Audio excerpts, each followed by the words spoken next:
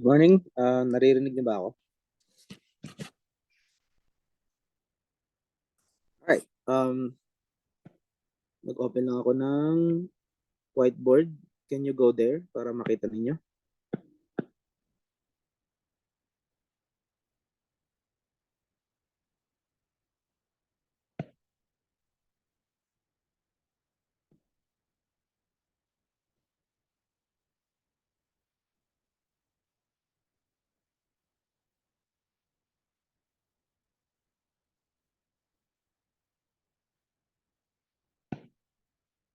Okay, paki-thumbs up kung nasa whiteboard na kayo. Okay, good. Hold on. Pwede magkape habang nagkaklase.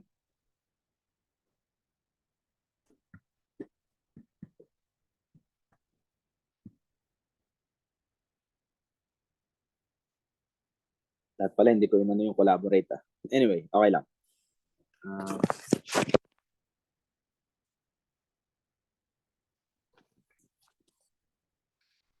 Okay, so a little bit, tayo ngayon? Review and exercises para ma-practice tayo.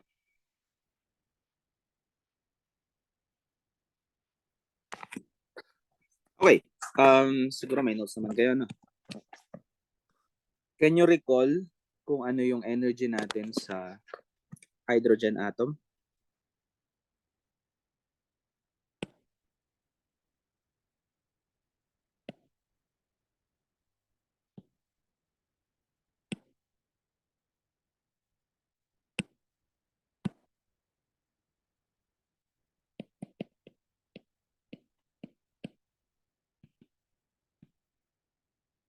Naalala nyo pa kung saan equal ang energy?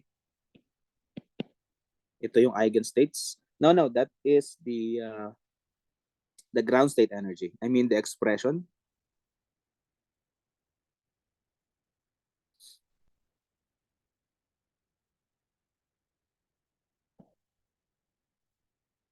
Okay?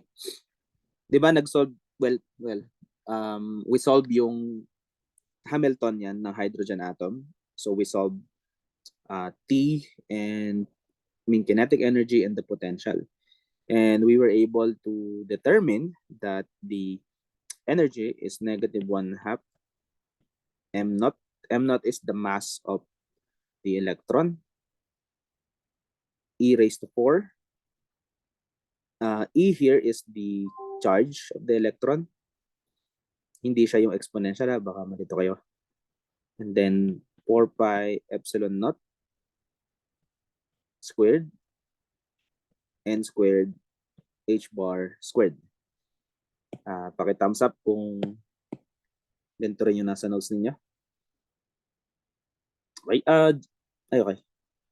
May nag-raise hand pala kayo na, sorry. Tawagin ko na lang later. Okay. So, and then, anong tawag natin sa E sub n? Ano tong E sub n na to? Let's see. Sino gusto sumagot?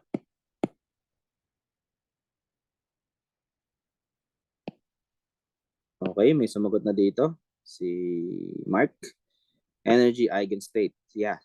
So, this is our energy eigen. Actually, hindi eigenstates. Eigenvalue. Values. Ano sabi mo? Yeah, iba ang eigenstates, no? Ang eigenstates will then be ito. Yung psi sub n. Okay?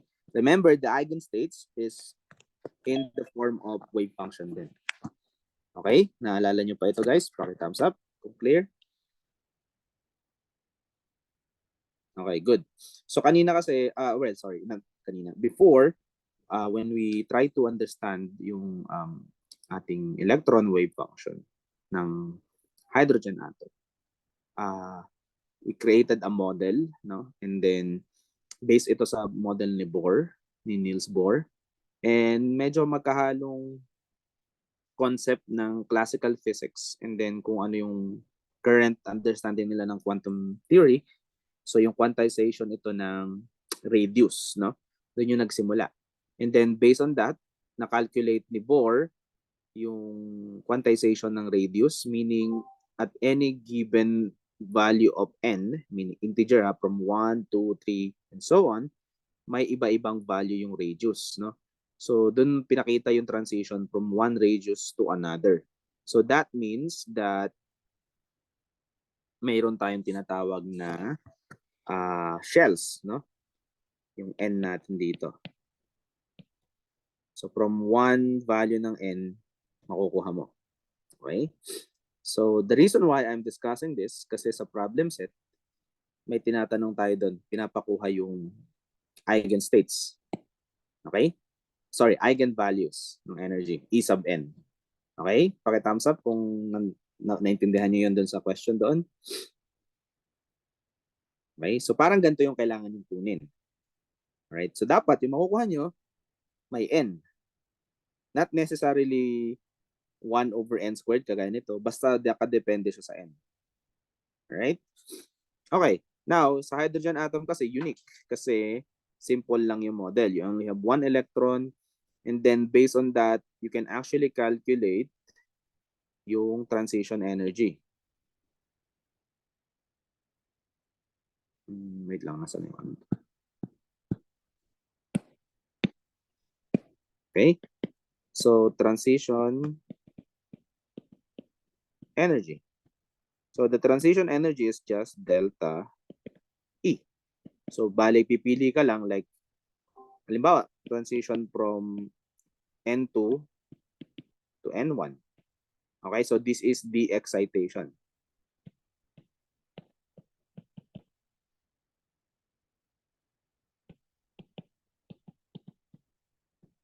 Kasi from higher to lower, which is the common thing. Like kapag in-excite mo yung isang electron from, let's say, from the n equals 1, then tataas siya. Now, kapag babalik siya, de-excitation. Yan. So, kukunin mo yung N2 minus N1. Now, kung gusto mo makuha is yung transition naman, like excitation, so N1 minus N2 naman dapat. So, this is your excitation. Or theoretically, you can actually know how much energy do you need para ma-excite mo yung electron from lower shell to higher shell. Okay? So, yan yan. That's the reason why meron tayong yung Lyman series, Balmer series. Diba? Kasi purely from this equation, you can create yung iba-ibang energy levels. No? So, meron kang ground state. Okay? Oops, tayo.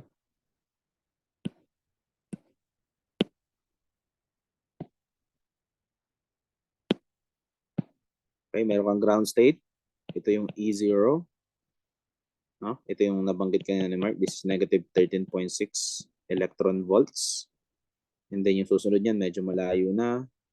So on and so on. So halimbawa, this is E1, E2, E3, E4. Halimbawa, ganyan.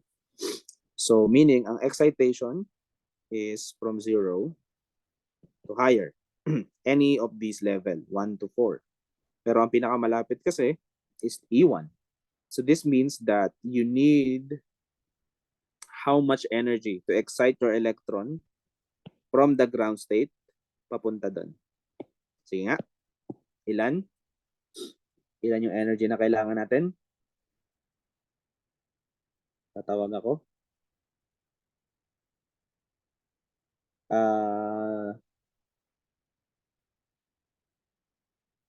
Justin?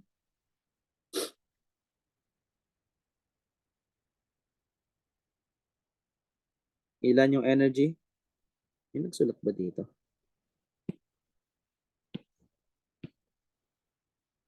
Okay, bakit positive?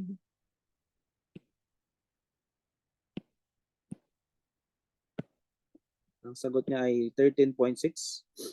Bakit positive?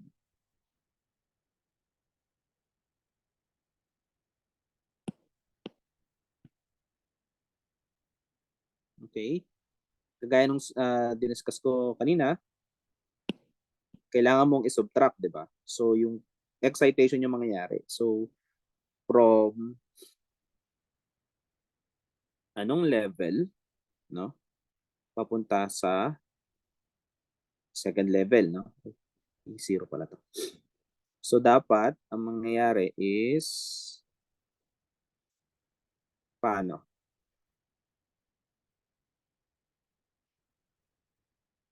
So, alin yung NE1 minus NE2?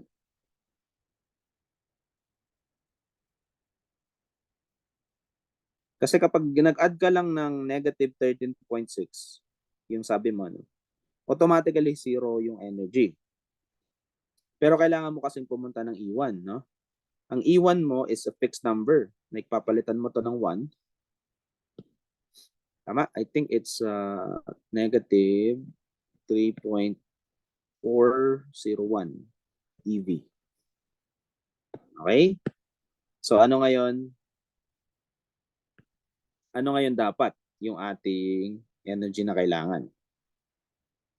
Well, actually, tama yung sagot mo kung sa zero pupunta. But we're talking about the first level, like from 0 to 1 lang na N. So, hindi exactly 13.6. Tama? So, ano dapat ang sagot?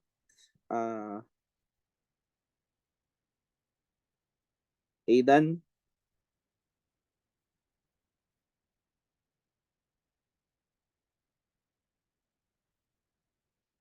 Hello? Diyan ba kayo? Ano dapat ang sagot? Nagka-calculate. Okay. So, paano natin i-calculate muna? Wait, ipag ko. Ayan, para kita ng lahat.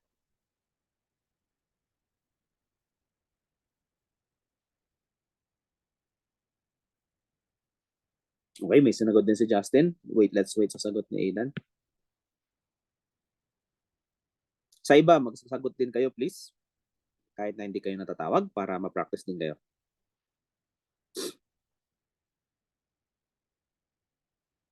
Paki-chat nung sagot ninyo.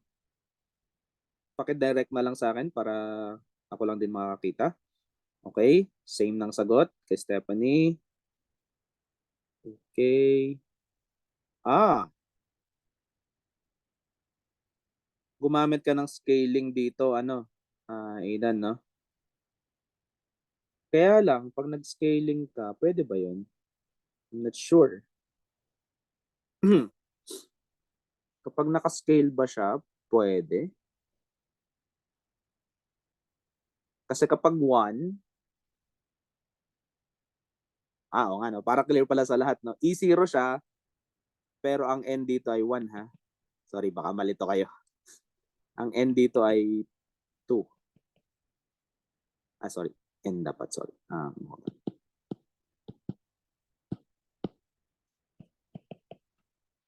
Okay. So, kapag pinactor mo, I think you're right. Anong makukuha mo dito, Aidan, kapag ginawa mo yung equation na yun? Binigay mo lang kasi yung expression.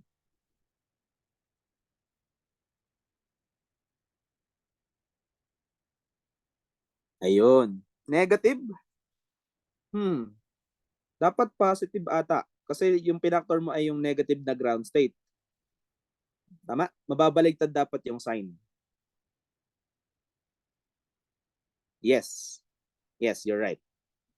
Basta may sign dyan na mababaligtad. I think dapat mauuna. Tama naman. Dapat mauuna yung 1 over n1 squared. So, 1 dapat yan. Yung sign nung factor mo. Kasi negative yung energy eh. Nasusundan mo ba? Ganon din pa yung ginawa ng iba? Or ang ginawa ng iba is kinuha muna yung energy separately and then sinubtract. Doon sa mga nagsagot dito, ano yung ginawa ninyo?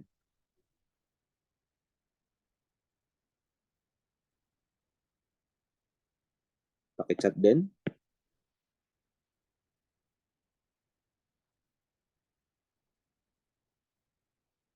Now, actually, pag gagawin mo to, this would be 1 minus 1 over 4. So, magiging positive nga siya kasi 1 minus 1/4. Yung sign nung negative 13.6 mo yung baliktad. Nakuha mo na, Aidan?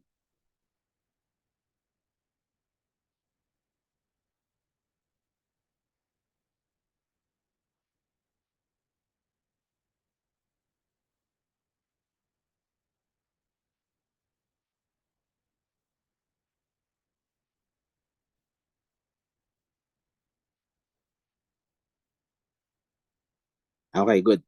So as you can see, there is a huge, well, slight, not, well, yeah, we can say it's huge, like 10.2 electron volts, no? Yung kailangan mo to excite, no? Actually, you can just get the difference of this. No? Sobrang malaki ang 1 electron volt, no? Sorry, ang 10 electron volts. So this means that to excite your electron, no, na nasa ground state, kailangan mo ng mataas na energy. So pwede mo 'to magamit like through electrical excitation. Mahirap siyang gawin kapag light, no? Halimbawa, light yung gagamitin mo. Kasi pwede 'yan, 'di ba? We discussed this before. Pag gumamit ka ng light, papatamaan mo dun sa electron na nasa ground state. Kailangan yung light mo, ang energy is 10 electron volts. Now, for reference, ano ang energy ng ultraviolet? Sino nakakaalala or kaya nyo i-compute? Anyone? Ilang electron volts ang ultraviolet light? Kasi that's the highest visible spectrum natin. Sige nga, review din ito guys. Ilan ang energy in electron volts ng UV light? Paano natin kukumputin yun?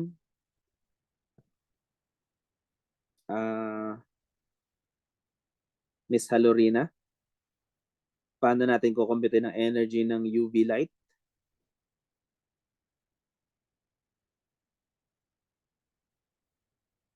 Hello, nandiyan ka ba? Tatawag ako para alam ko kung nandyan kayo or naka-on lang yung Zoom.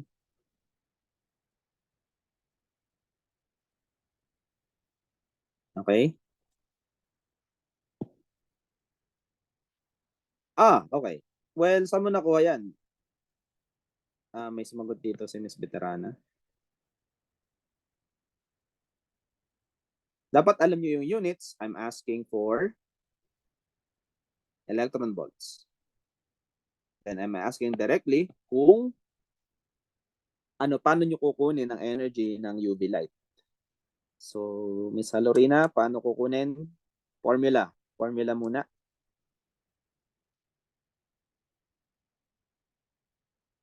Anong formula?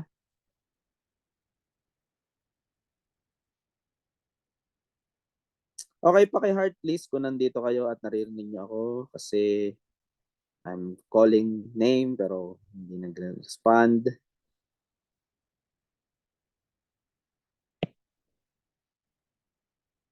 Okay. Okay.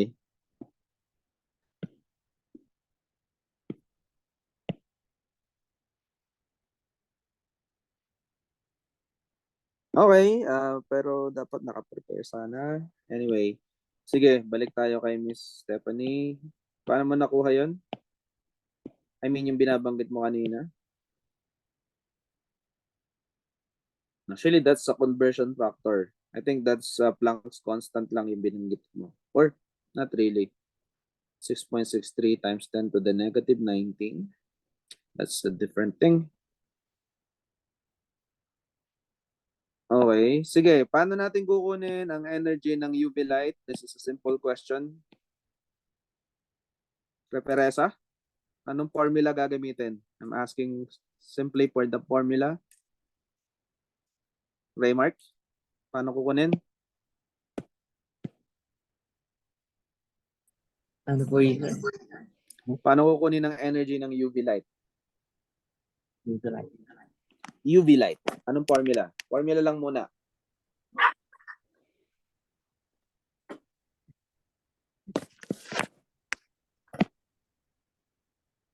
Sir, H times frequency, sir. Frequency. Okay, hold on. So energy is H times frequency. Okay. Or ano pang isang formula pwede? May isa pa tayo. Thank you. That's correct. Ano pa yung isang formula na pwede?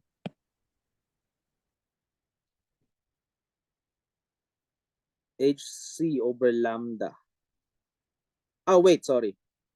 Frequency. Yeah, okay, H no.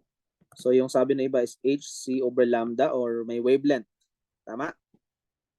May isa pa tayong formula?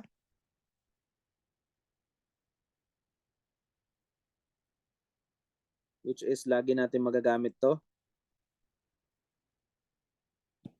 Thank you sa mga sumasagot. Pwede rin tong HC over lambda kasi yung nu or F is C over lambda. So, ano pa? Ano pa yung formula na dapat alam nyo kasi ginagamit natin to?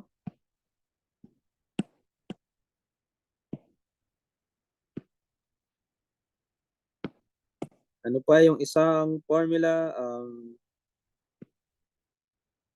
Genesis. Sir, wait, di ako sure. Sige lang, go.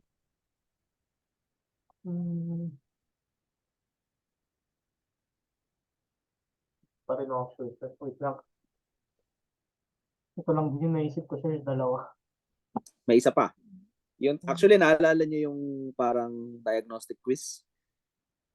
Nung unang-una. And then, ginagamit natin to sa wave function. Yun yung clue ko. Baka mas ma-recall mo pag ganun. Naalala nyo?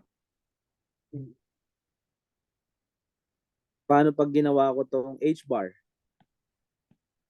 Oops, ba't ayaw magsulat? Pag H-bar yung ginawa ko, ano dapat ang naka-multiply? Alala mo na? H-bar.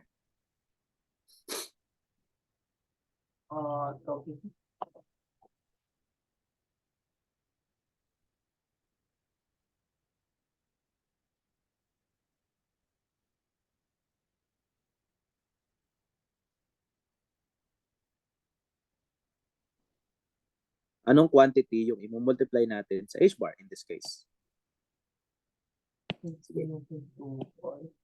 Sa mga nagsagot ng H nu at saka HC over lambda, so yung lambda madali lang, no? Alamin nyo kung anong lambda ng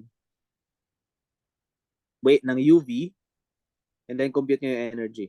Dapat naka-electron volts, ha? And then paki-chat yung sagot. Okay, go now.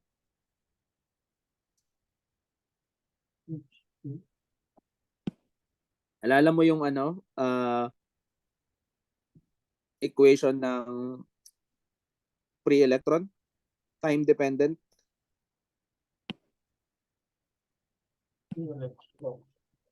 Ano yung mga quantity nandun sa wave function natin? Sa time dependent na free electron wave function. Alala mo? Yung answer, yung may momentum. Yung may momentum, yes, may momentum, tas ano pa isa? Dalawa yun, di ba? So, Yeah, meron tayong A, E raised to, sige nga. So, kunwari muna, sir, from yung may momentum over, yung squared na momentum over 2m. Hindi, wag yun, wag yun. Yung form Okay. lang ng wave function, halimbawa, free electron. Yung walang potential, sir. Yan, wave function lang. Wala pa tayong potential. Wave function lang. So, A, E, tapos anong nasa exponent? I, K, X. Time independent yun. Time dependent. Dapat may Dependent. time. So, I I, times the quantity Kx okay, minus, no, okay, omega t. minus, ano? Omega t. Okay. Now, if you take a look at this, yung Kx, ito yung momentum. Tama? Yes, sir. Yung K, yung momentum, di ba? And ano yung omega? Angular frequency of 2 pi over. Hindi. Na-cancel yun. Ano yung 2 pi omega? over. That's my question. 2 pi Omega over is yung frequency. Angular frequency. 2 pi 1 over over angular frequency. Or yeah, omega 2 pi. is our angular frequency. Now, ano pinagkaiba ng frequency na yan dito sa nu? Kino-consider yung ano sir, period. Period pa. Well, actually, pare silang frequency, di ba? Ang omega is actually 2 pi nu. Sir, Okay? para mag-cancel So, din sa time. yes, based on this, paano mo ngayon i-convert itong ating equation?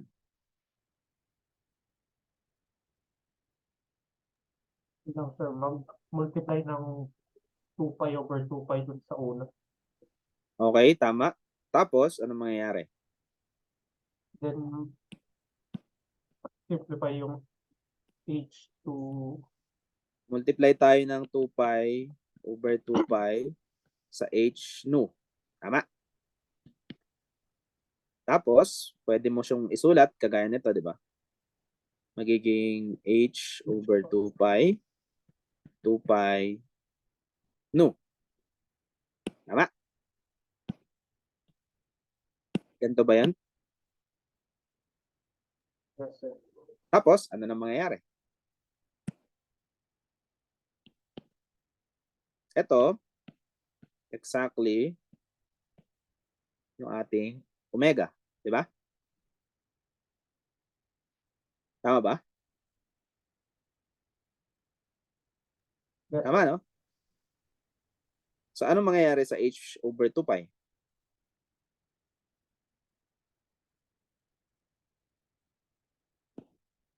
Sa h over 2 pi, okay, yung mga nagsagot kanina na may lambda, compute nyo saan equal ang energy ng UV.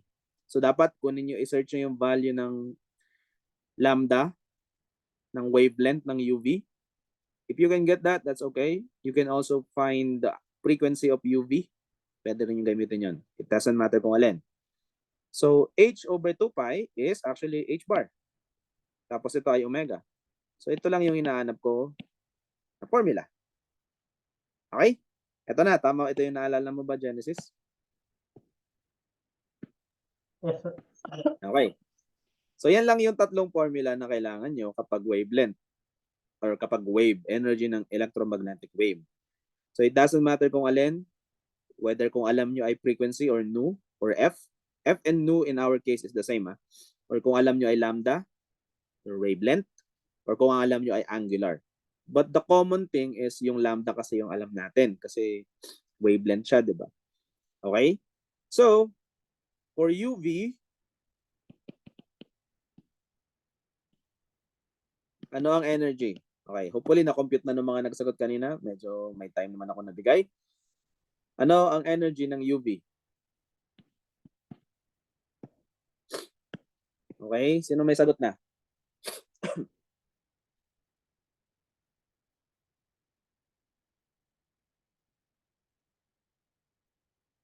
Anong energy ng UV?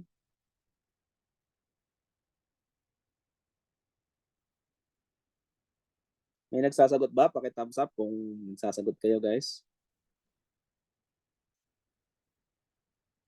Okay, good. So, ano ang energy? So, dapat pag nagtanong ako anong energy ng UV light in electron volts, or halimbawa, anong energy ng red, dapat makukuha niyo yan, di ba? Kasi all of those are electromagnetic waves and they all have distinct wavelength or frequency. Tama? Okay, may sumagot na ata. 3.1 EV. Mr. Alba, anong ginamit mong wavelength? I think dito tayo magkakatalo-talo eh. Okay, sige. Paki-chat dito. Yung mga sumagot, okay, pakisagot din ng iba, baka may iba. anong ginamit yung wavelength? So si Aidan, ginamit niya is 250 nanometers. Okay? Yung iba, anong ginamit?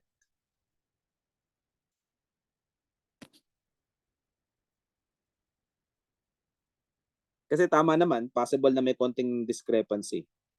100 nanometer? Saan mo nakuha ito, Justin? And then, Mr. Alba or si Jenny, ano yung 400 nanometers? Wavelength ng ano yan?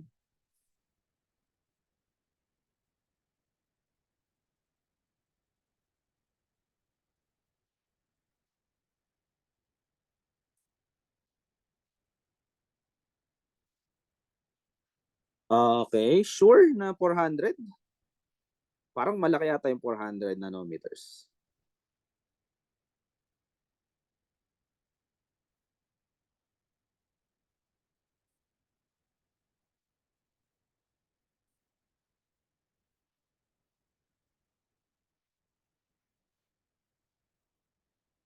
Actually, pasok pa ata yung 400 sa visible eh.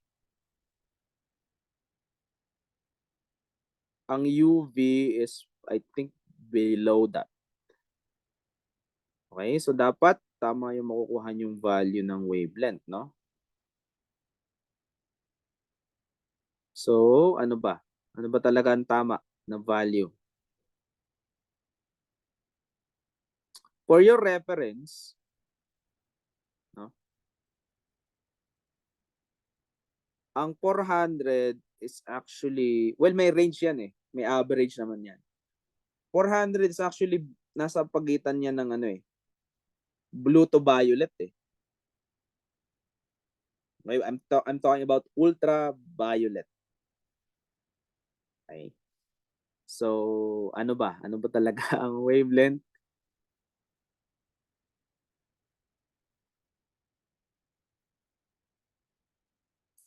So, sa pag-search nyo, yung 400 kasi, may point naman dito si Jenny. Yes, you're right. But 400 is actually the upper limit of UV. Okay, medyo close na siya sa violet rather than ultraviolet. Nasa boundary siya. Okay? So, pag ginamit mo yung 400, okay, ang nakuha mong value is 3.1 EV. Tama, ano, Jenny?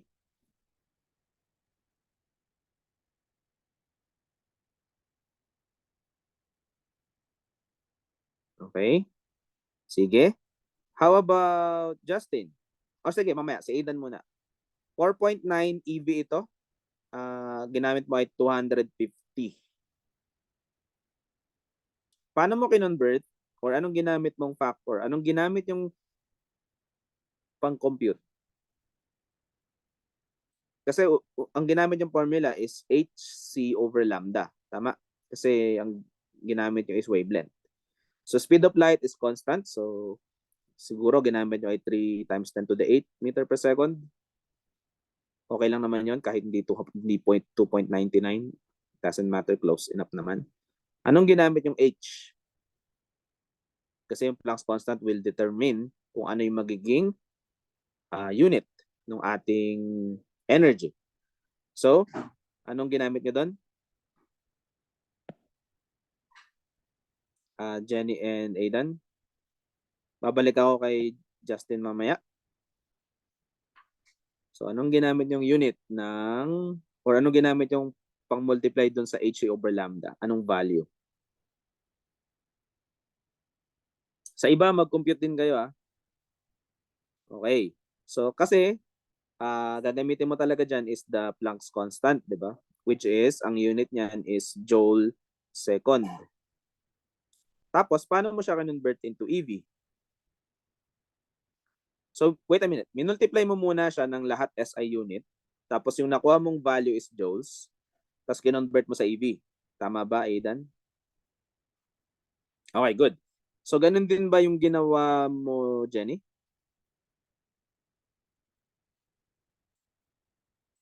Okay? Okay, good. Alright. So, may dalawang ways actually. You can compute directly yung Planck's constant, no? In terms of electron volts kagad. Kasi yung C over lambda will give you second na unit. So it doesn't matter kung ano yon, kung ano yung multiply mo sa kanya. So, di ba? Tingnan ko kung magagets nyo ha. In SI, no, ang makukuha yung energy is joule second. Okay? Now, yung C over lambda will give you M per second divided by M. Kasi wavelength yun, di ba? Meter. So, ang makukuha mong unit dito is per second lang. So, makukuha mong unit at the end is just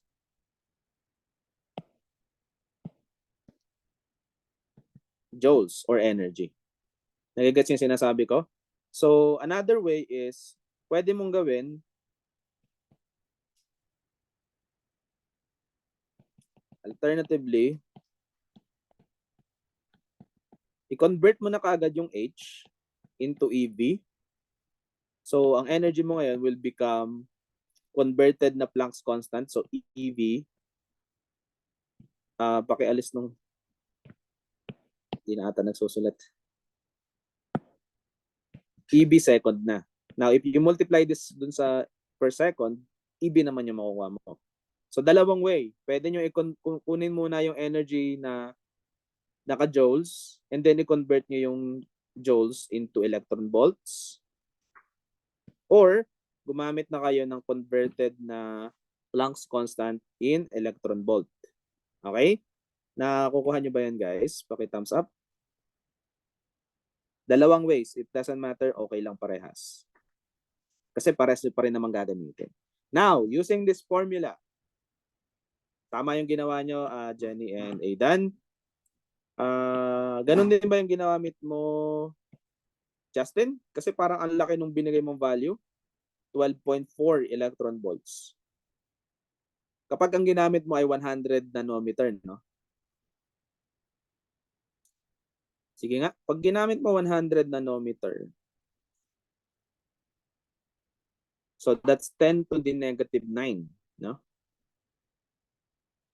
Sige nga, example tayo sa sagot ni, medyo nalalakihin ako sa 12 EV. So for 100 nanometer, so ang energy mo will become H.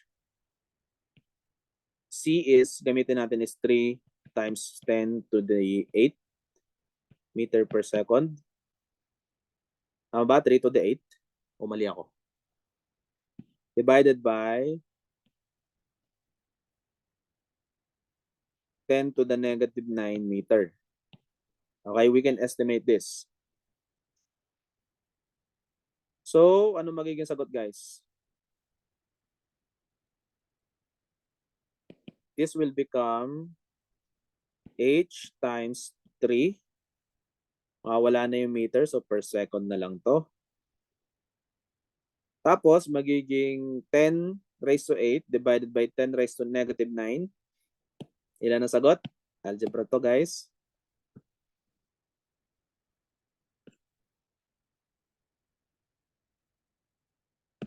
Sagot-sagot, guys. Estimate lang. Muna yung ginagawa natin. But 10 raised to 8 divided by 10 raised to negative 9. Ay, wait. 100 nanometer pala, no? So, dapat may 10 pa pala ako. Kasi 1 nanometer lang to. Sorry. Let me just...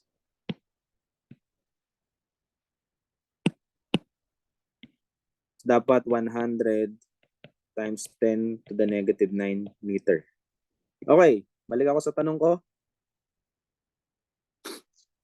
Saan equal ang... Okay. Kasi yung mangyayari dito is subtract mo, no? So, 8 minus negative 9. So, mag-a-add ka. So, 10 to the 17. Okay, thank you, Mark. 10 to the 17 per second. Yan na yung unit mo. Now, sa inyong side, calculate yung energy. Ganito rin ba yung ginawa mo, Justin? Let me just check. Sir, same lang naman po yung ginamit ko yung 3 times 10⁸ tapos dinivide ko po yun ng 100 times 10⁻⁹. Okay, sige. Now, anong gagamitin mo ngayong H? So, gawain nyo guys. Gamamit kayo ng joules and then convert nyo sa EV. Or, i-convert nyo na sa EV yung joules, then sa kanya i-multiply dito. Then, tell me the answer. I-chat nyo sa chat box natin. Okay, go? Pwede kayo mag online calculator. Marami naman ganun. Or kung may calculator kayo sa bahay, okay lang din. May nakasagot na ata. Let me check.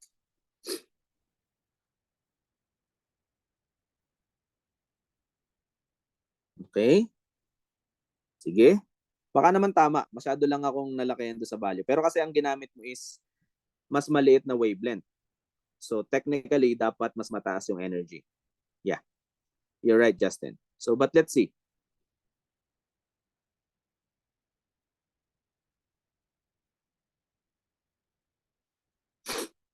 Okay. So, tama pala. Okay, sino pa? Sino pa nakasagot? Tingnan natin kung pare-parehas. Please, magsagot kayo. Alvin, malayo kay Halorina. Malayo yung sagot mo?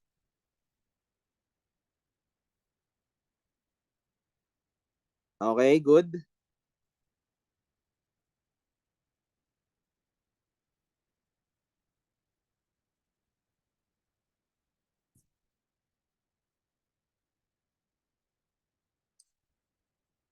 Okay. Ayun. So, in electron volt, saan equal ang ating Planck's constant? Kasi may mga ginamit kayong formula dyan. Mas madali. Sinunod nyo yung binigay ko. Like, use the electron volt formula, no?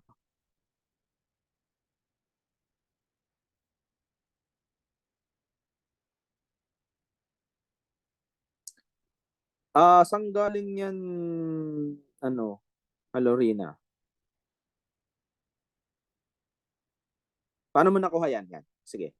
Okay to kasi at least mayroong pare-pares ang ginamit, may iba. No, I'm asking you, how did you get that? I'm not saying na kung yan o hindi. Okay? Kasi para makita natin like either nagkamali ka or mali sila, yung ganun.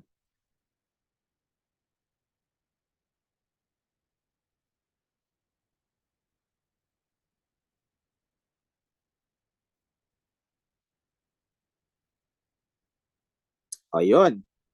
So, nakita mo kung saan ka nagkamali? That is the, well, actually hindi siya H bar. Maybe H bar kapag electron volts. Okay? Kasi ang alam natin, ang Planck's constant is 6.63 or 6.626 times 10 to the negative 34. Tama? So, intuitively, dapat kapag H bar, in joules, halos ganun din, i-divide mo lang yun ng H ng 2 pi. So, dapat, ang pi is around 3, di ba? So, 2 times 3 is 6. So, dapat ang reduced Planck's constant mo or H bar is around 1 point something times 10 to the negative 34 joule second. Okay? Okay, so yan. Now you have the same H in EV, EB second sa iba pa. Okay, so yan. I-try mo yan and then ano makukuha mong energy?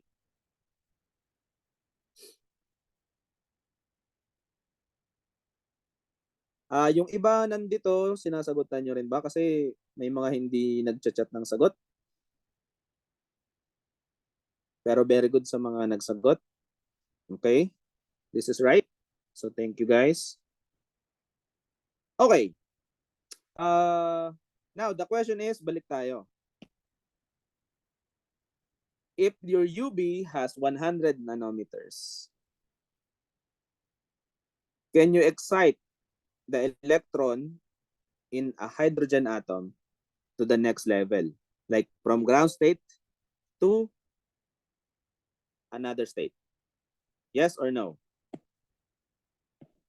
I-relate lang din natin dyan, syempre. Paki-chat, yes or no? Nakuha natin yung energy, alam niyo na yung value na yun, di ba? Yes, sino pa? May no ba? Okay. So, of course, it will be excited, but it depends, no? Kung saan. Kasi itong from ground state to n equals 2 is only 10.2 eV. Okay? Now, for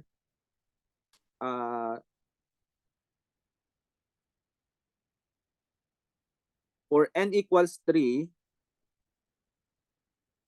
itong level na to is actually negative 1.512 eV.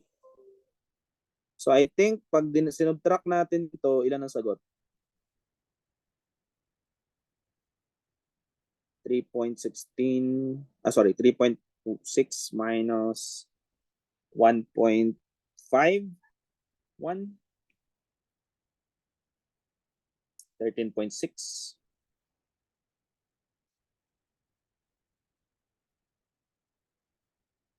It's actually 12 EV. So it will be excited, but actually beyond pa sa ating n equals 1. Hanggang dito pa siya mapupunta. Kasi ang taas ng UV na ginamit. Or ang taas ng ginamit na kapag ang lambda mo na ginamit is 100 nanometer. Okay? Na gets ba ng lahat?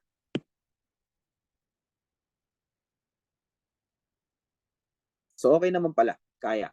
Kaya lang, yeah, that's very harmful, ano? Kaya nga 'di ba, laging may mga kailangan tayo ng UV protection or mag-sunblock ka kapag nakadirect ka sa init ng araw. Kasi ang visible light is a huge spectrum, no? Majority kapag mas mataas yung ano ng araw, mas mainit, mataas yung concentration doon ng UV. And therefore, sa taas ng energy na yon, pwede kang yun nga, it could lead to harmful effects sa ating body kasi nga tumatama siya sa ating balat. And we are made up of atoms. So nagigets nyo ba yun, guys? Na pwede siya magkaroon ng tinatawag tayong ionization eh. Gets nyo ba yun, guys? Hello? Ay, wait. Nagta-thumbs up ba kayo? Okay, good. Alright, so that is for hydrogen atom. Okay? So, ayan. We were able to create or a scenario and then to understand anong ibig sabihin ng formula na ginagamit natin, paano siya gamitin. Okay, go to the second page. Punta tayo, guys. Created a second page para ma-save naman yung first one and isa-send ko na sa inyo tong ano na to. Alright. So, now, can you open your Levi na book? Lahat may copy, di ba? Paki-thumbs up kung nandun na kayo.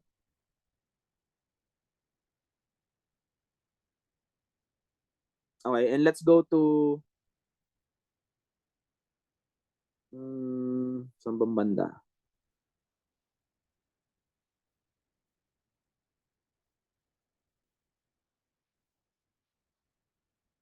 Na related sa prob set.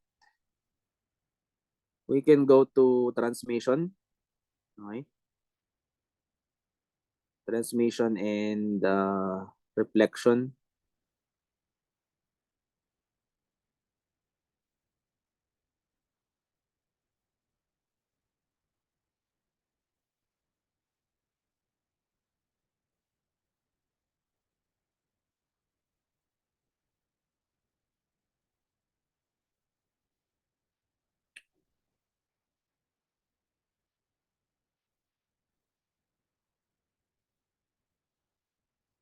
Okay? Nandun actually sa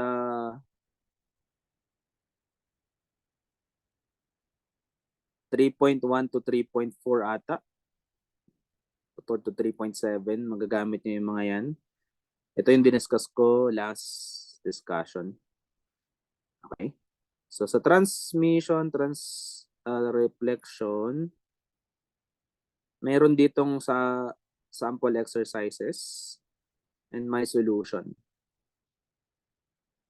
Anong page na nga to? Hold on. Okay. Page 152. May exercise dito. 3.5, 3.6, tapos may mga solution dito eh. May 3.1 pala. Hold on.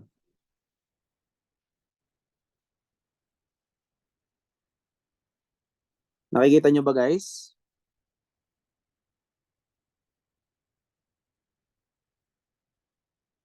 Thumbs up, okay?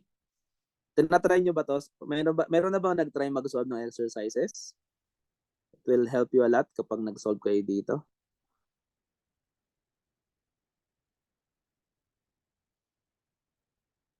Okay? Yung exercise 3.1 is medyo mahaba because ang ina-ask dito is the current density. So, meron naman akong diniscuss na formula for that and mahaba yung solution but still doable naman here. Okay? Now, let's go to 3.2. Thumbs up kung nandun na kayo.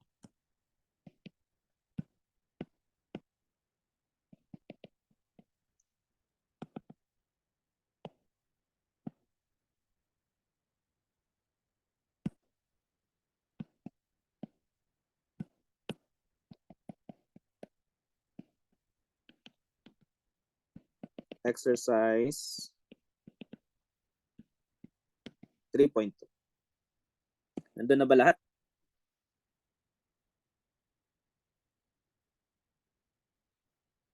Okay? So sa 3.2, nagbigay dito ng isang particular material, no? So, gallium arsenide. Gallium arsenide is a semiconductor device, no? And ang sabi dito, it has an effective electron mass, so M star sub E of 0.07 M0. Now, M0 is the electron, mass of electron. Later on, madidiscuss kung bakit mayroon tayo effective mass. But for now, importante itong titingnan kasi di ba mayroon tayong formula sa Schrodinger's equation na may M, di ba? That M is actually itong M na M0. Kaya lang, since effective mass, ito yung parang, kung naalala nyo rin sa relativity, meron tayong rest mass and yung isang mass, di ba? It could change. So, ang gagamitin natin is actually ito, hindi na yung M0. Or, you can still use M0 but you multiply it by some factor. In this case, 0.07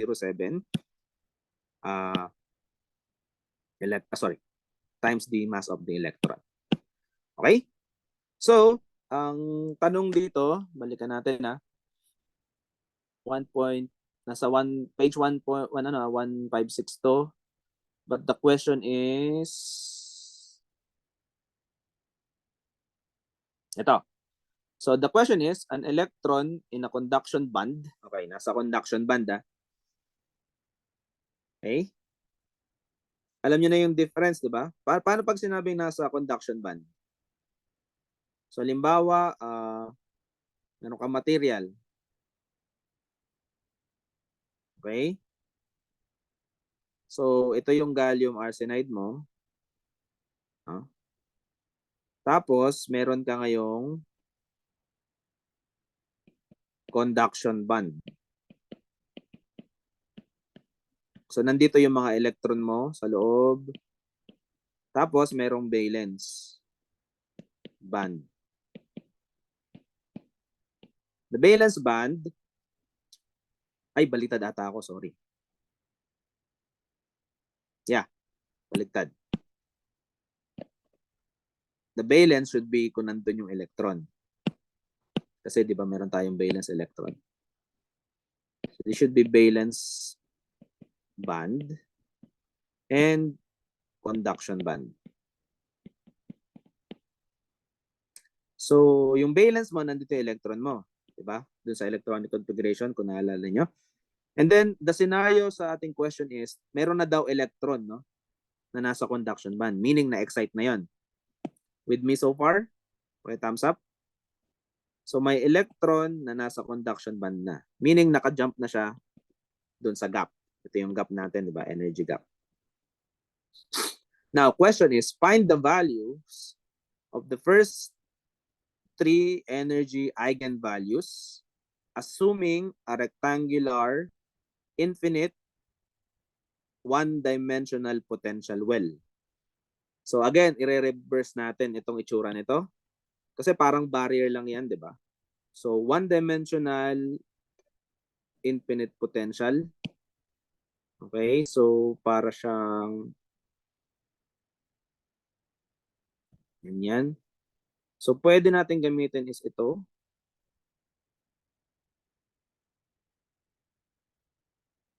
Or pwede tayong magsimula sa 0 para madali lang. Diba, this is x0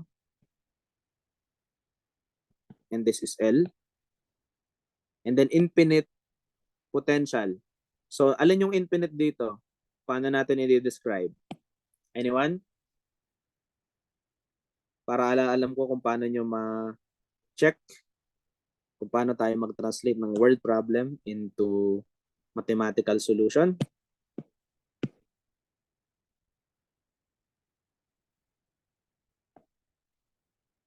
Okay?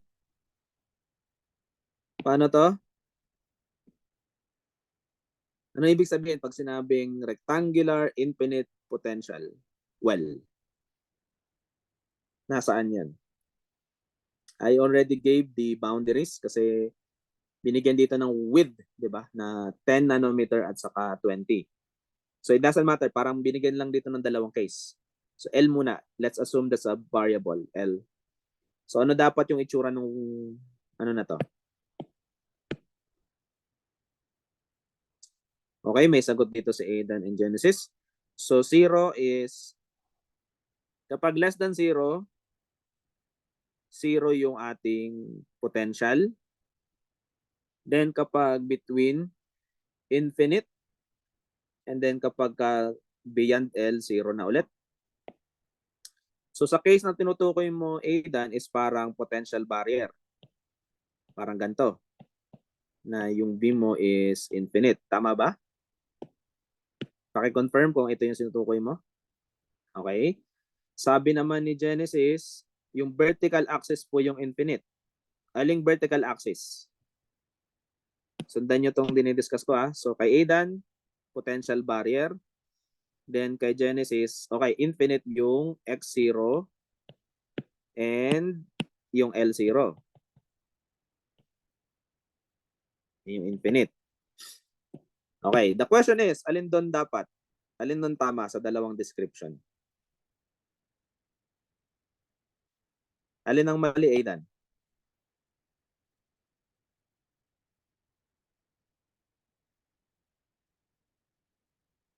Paki-clarify, Aidan. Yes, well. Kapag well, dapat pababa, right? So, yung diniscuss mo kanina is a barrier. So, that's a different potential. So, potential well, meaning dapat mayroon siyang ilalim. So, tama itong description ni yes. Yan, tama na rin yan. Description mo and binanggit ni Genesis. Nasundan ba ng lahat? Na ito yung hinahanap sa word problem? Pag nalilito, please ask me. Kasi I will not repeat this. Dapat, I will assume na alam nyo na. And pag ganito yung nasa word problem, alam nyo na kung na itsura. Okay. Now, ito yung ating potential. We already solved this, no? Or actually, you are gonna solve this. Tama? So, let's go to the solution. Nasa solution na ba kayo, guys? 3.2. So, ang tinatanong dito is the difference of the 4 ba or 3 energy levels. So, therefore, kailangan natin ng energy values formula. Kagaya nung ginawa natin sa hydrogen atom. So that's the reason why nag-start muna ako sa hydrogen kanina. So, ano ang energy eigenvalues natin? Based sa ating formula. Nandito sa solution na to ha. So hopefully alam niyo na. Pakibanggit sa akin. Sino mo pwedeng tawagin? Mag-volunteer na lang. Saan equal ang energy?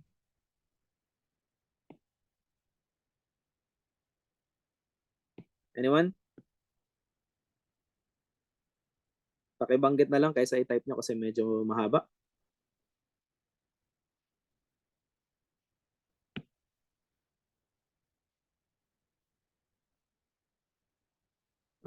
Isaiah, nandiyan ka ba? Sir, yung Oh, sige. expression po ba? Yes, Or yung exact value? expression. Sir- I'm not asking for the energy. Kasi formula pa lang itong hinihingi ko. Go. H bar squared over 2 effective mass multiplied by n squared pi squared over L squared. Okay, good. Thank you. Wait, palitan ko lang. Yan. L squared. So now, ito ang energy eigenvalues for a case kung saan nasa infinite potential well. Alright? So actually, may derivation ito sa book. Sinong nakaaral nun? Paki-thumbs up. Kung paano nakuha tong energy. Actually, na-discuss ko rin naman, pero mas maganda rin na mabasahin nyo ulit sa book para makita nyo kung paano nakuha. So for any case na ganito, you will get the energy using this formula. Now, ang tinatanong dito is the first three energy. So may sagot na rito, no? Yung E1, ang nakuha niya is, papalitan mo lang yung N dito is 54 MeV. Anong ibig sabihin ng MeV? Titignan ko kung nagagas nyo dito yung nakalagay. Anong ibig sabihin ng MeV? Anyone? For N equals 2, ang nakuha niya is 215 MeV. E equals 3, 484 MeV. Anong ibig sabihin ng MeV? Justin? Sir, milli-electron volts po. Okay, so ganun lang yun. We can still use the concept of tawag dito, metric system. Right? Milli-electron volt, this means that pag kinonvert mo to sa electron volt, ang nakuha mong value is ilan? In terms of EV. Sige nga. Para ma-practice kayo, I know you should have known, dapat alam nyo na to, pero mas magandang ma-clear para alam ko.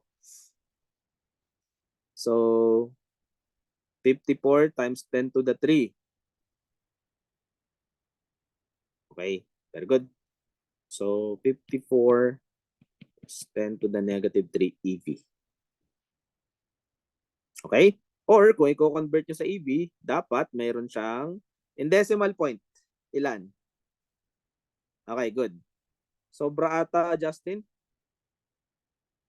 Sobra yung zero mo sa unahan? I think. It should be 0.054 EV. And so on. Okay? So, yan yung makukuha mo ngayong energy.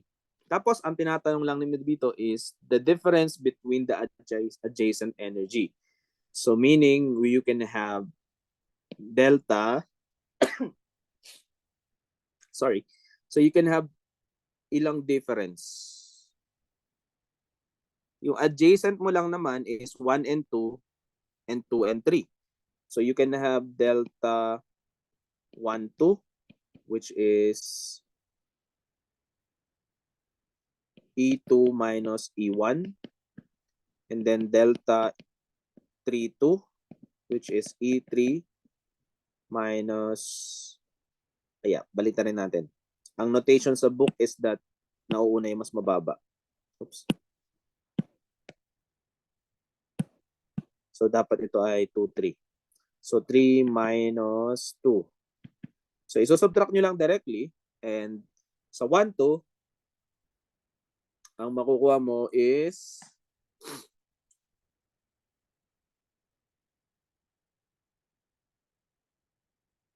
161 MeV.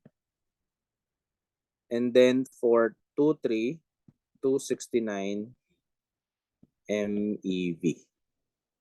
Okay? So you can actually draw yung tatlong level na yan. No? So the first one is 54, 215, and then 484. Right? So kaya kinukuha usually yung difference para alam mo kung anong energy yung kailangan mo para mag-transition from one to another. So for the first level, kailangan mo makuha tong difference na to, which is 161. Diba? Or from here to here. Okay? Nasusundan guys? Importante ito, lalo na sa pag mag-create ka ng material. No? So, nabanggit ko before, gallium arsenide is a semiconductor device. So, usually mga semiconductor kailangan ng current, di ba? Or kung may application din siya sa solar cells or solar panel, aalamin mo naman ano yung energy na kailangan mo para ma-excite ko yung mga electron from one level to another, and I can calculate kung makaka-create pa siya ng reasonable na current. Naalala nyo, yung current na yon is related to your J, in which in turn is actually makukuha mo yung J through yung ano natin, tawag dito, yung psi del psi minus psi star del psi, yung formula ng current na naalala nyo pa. That's actually the question sa exercise 3.1. Okay? So, importante yung mga yan. Now, if I ask you, ano yung mga allowed transition dito? Paano natin kukunin yun? Sige nga. So, halimbawa, ito yung ating may sumasagot pa dito. Okay. So, ang mga allowed transition is from highest level in this case. So, pwedeng mas marami pa yan, ano? Halimbawa, magdagdag pa tayo ng level.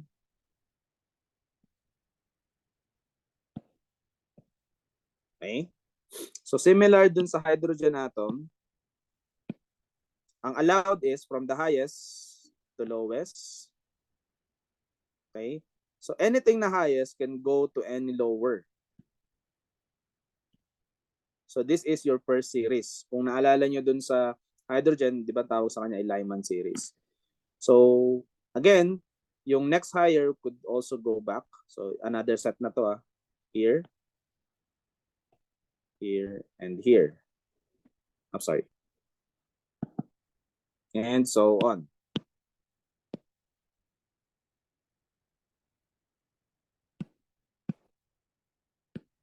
So, ito naman, pwede na lang siya ay dito at saka dito. Tapos, ang last mo is yung pinakahuli lang. From second to the lowest one. Nakuha ba, guys? Yun lang yung allowed. Okay? Alright. So, you can think of it as parang nag-hop yung electron mo. Hopping. Tatalon lang siya from one level to another. So, quantize, kumbaga. Discrete values lang yung pwede niyang puntahan. Okay? It cannot go in between sa levels na ito. Okay? Maliwanag ba sa inyo yan?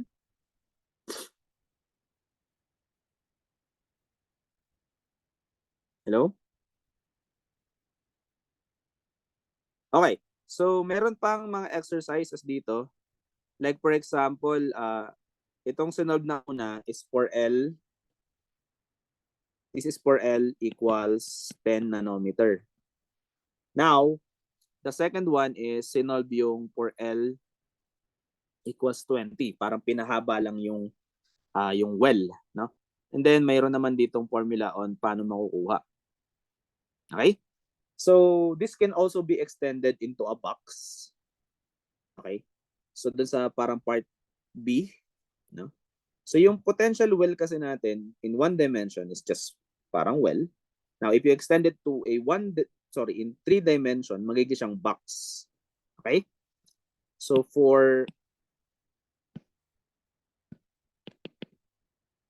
in 3 dimension, in 3D, ang mangyayari lang dyan, yung box mo, yung well mo, magiging siyang infinite potential box. Parang ganun. So, meron ka ngayong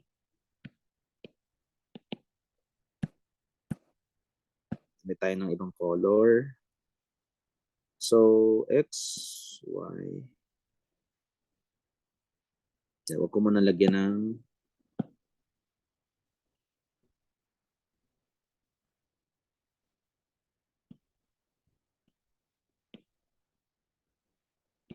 okay.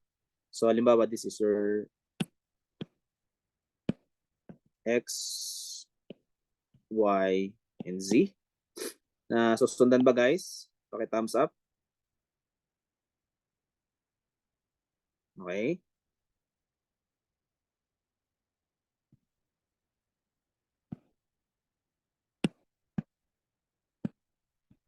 Okay. So, yung sinolve natin na common na ginagawa is yung along this direction lang. 1 dimension sa along X. Clear? And then, if you extend it to 2 dimension, so magkakaroon ka ngayon ng potential area, parang ganun. You can actually separate this, ano? Pwede mong isolve yung along X, along Y, and then along Z. So, ang assumption mo dito is kapag 1 dimension, infinite yung sa outside, no? Or yung mismong boundary, no? L, and L. Okay? So, in this case, yung boundary mo are all infinite. Nasusundan ba, guys? So, ibig sabihin, there's no way that your particle can escape that box. Liwanag? Kasi infinite na. So, therefore, kung in 1 dimension case, ang nakuha natin na energy in X muna, in X is h bar squared over 2m. M muna ang gamitin ko. Wait lang. Times n. So yung n natin dito, papalitan ko lang ng sub x para alam natin along x. N squared, h bar squared over lx squared. So lx, ly, lz. However, they are equal, so pwedeng ibalik. Okay? So this is for x direction. Now, you can actually solve due to symmetry kasi kung gagawin nating box in y, you will get the same expression, but in this case, papalitan mo lang ng y. Okay? Ly squared. And then for z, ganun lang din. enz, h bar squared over 2m, nz squared, pi squared over lz squared.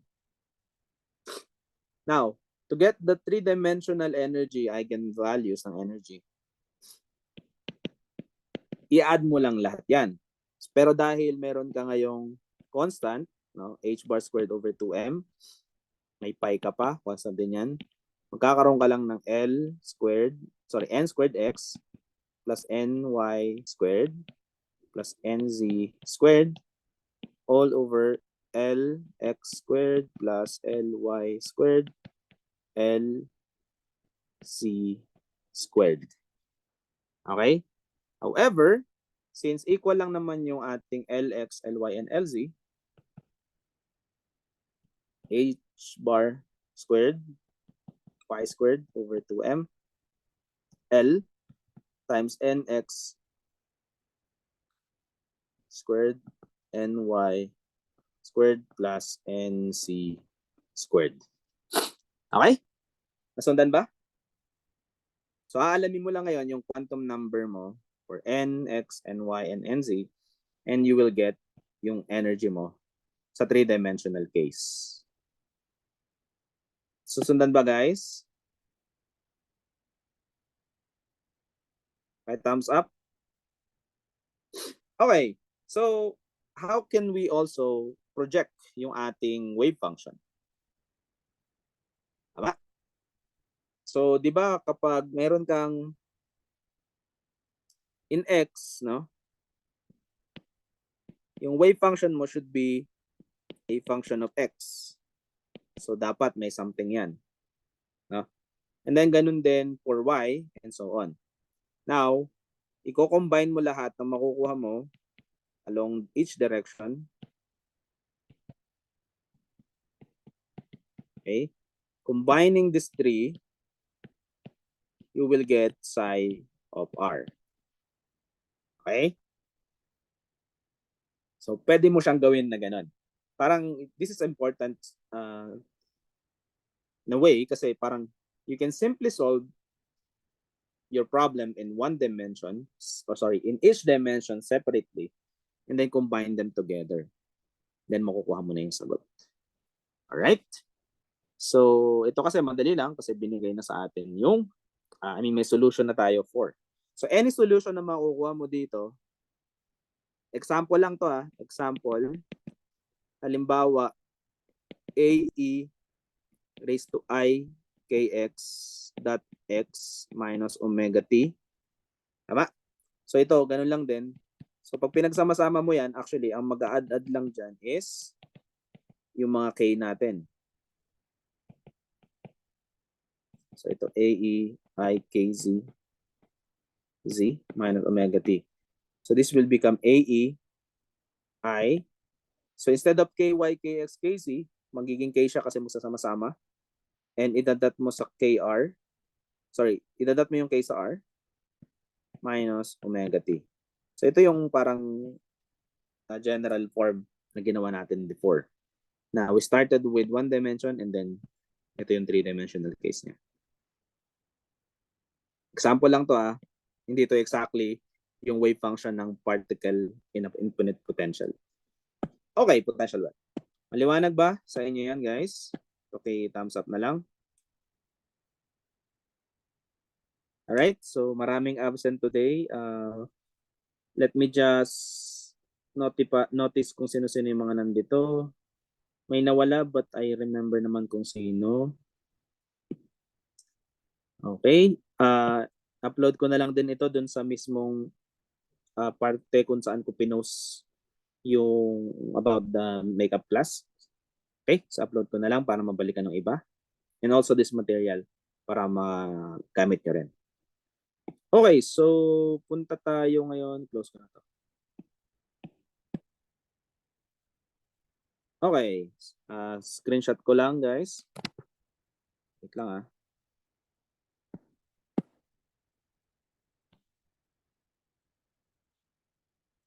Okay. Ilan lang ba? 1, 2, 3, 4, 5, 6, 7, 8, 9, 10, 11. Isang page lang pala. Okay, so sino pa yung nandito kanina? Si Veterana. Si Kalanoga, saglit lang dumating. Sino pa? Paki-remind nga ako kung sino pa yung nandito kanina. Hindi ko na-realize si ano kanina Pero I think yun lang naman. Dito pa si Justin. Yeah, yung dalawa lang kanina. Or meron pa bang iba kayo napansin? I think ito lang. Okay, so again, thank you guys. I-upload ko na lang. Please, kapag may mga ganito tayo, participate. Parang, I know it's difficult, pero similar thing na ginagawa rin sa klase. So, hopefully makapag-practice kayo. Maganda naman itong book ni Levi kasi may mga solution daw sa exercises. You can try to do that. Okay? So, clear ba sa atin? Liwanag? Okay, so yun. Yes po. So, salamat guys and see you on Wednesday. Right? Thank you and stay safe. Sir. Ay, sino yun? Sir, nasa campus po ba kayo ngayon? Wala. Sir, magtatanong sana ako sa ProbSet. Pero sa Wednesday na lang. Sige. Okay. Sino pa? May tanong? Sir, ano pong oras yung 195 mamaya? Akala ko 3 p.m. May mga nalilito po kasi. Yung iba alauna, Okay. yung iba po 1:30. Alin na mas marami? Ah, Yung 3 ang p.m., di mga ba? nakaalam po 1:30. 1:30 ba sabi ko? Okay, Yun na sige, lang ganito po. na lang. Paki-confirm na lang kung alin yung mas prefer. Sige po. Kasi ang alala ko, parang tinanong ko kung 1:30. Tapos may nagsabi yes. kasi na plus hours na lang, sir. Kaya naalala ko ay 3 p.m. Sige po, tanong ko na lang po. Yun na lang. Tapos pasabihan ako. Then, yun na lang gawin Pero natin. saan po? Okay. Saan ko po Sige. sasabihin? Chuba, may tanong ka? Or naka-unmute ka lang? Wala. Naka-mute lang po. Naka-mute lang po. Sorry. May nililigpit lang. Okay. So, wala nang tanong, guys. Ingat kayo. Stay safe. You may leave the Zoom meeting room.